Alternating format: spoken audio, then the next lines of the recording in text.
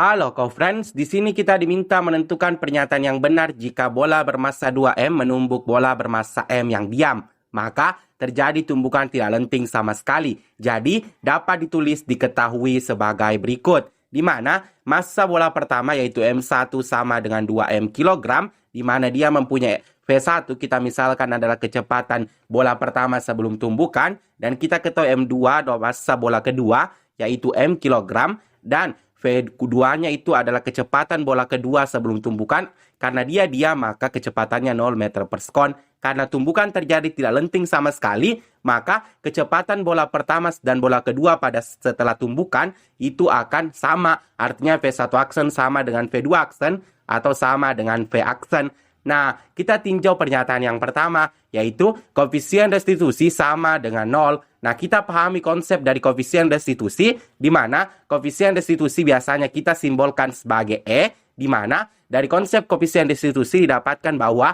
E sama dengan 1, itu artinya bahwa tumbukan terjadi lenting sempurna, namun saat E lebih besar daripada 0 dan lebih kecil daripada 1, maka berlaku tumbukan lenting sebagian. Nah, pada saat E sama dengan 0, maka terjadi tumbukan tidak lenting sama sekali. Nah, oke. Nah, di sini karena soal itu mengatakan bahwa koefisien restitusi sama dengan 0, maka pernyataan ini benar karena tumbukan pada soal itu terjadi tidak lenting sama sekali. Nah, kita lihat konsep yang kedua. Pernyataan yang kedua maksudnya, di sini energi kinetik total kedua benda tetap. Nah, untuk energi kinetik sama dengan tetap, itu hanya berlaku pada tumbukan lenting sempurna. Nah, pada soal ini, tumbukan terjadi tidak lenting sama sekali. Maka pernyataan kedua ini salah.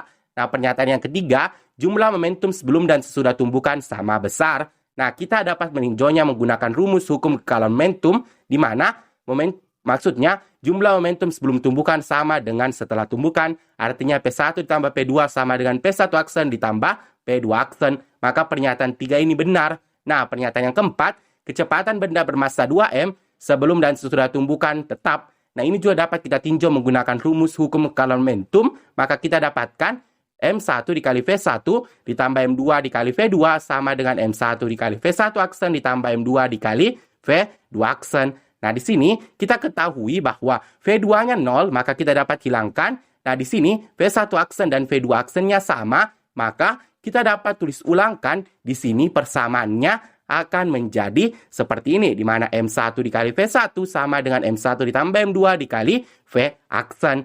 Nah, oke. Di sini kita masukkan nilai yang diketahui, kita dapatkan 2M dikali V1 sama dengan 2M ditambah M dikali V aksen. Oke, kita lakukan sedikit aljabar, maka kita dapatkan yaitu 2M dikali V1 sama dengan 3M dikali V aksen. Maka kita dapatkan V aksen sama dengan 2M per 3M dikali V1. Kita dapat coret M-nya, maka kita dapatkan V aksennya sama dengan 2 per 3 V1. Nah, kita ketahui V aksen sama dengan V1 aksen dengan maksudnya sama juga dengan V2 aksen, maka V1 aksen sama dengan 2 per 3 V1. Artinya bahwa kecepatan benda bermassa 2M itu tidak tetap, artinya dia berbeda. Maka pernyataan 4 ini salah. Maka jawaban dari pertanyaan ini adalah B. Sampai jumpa di soal berikutnya.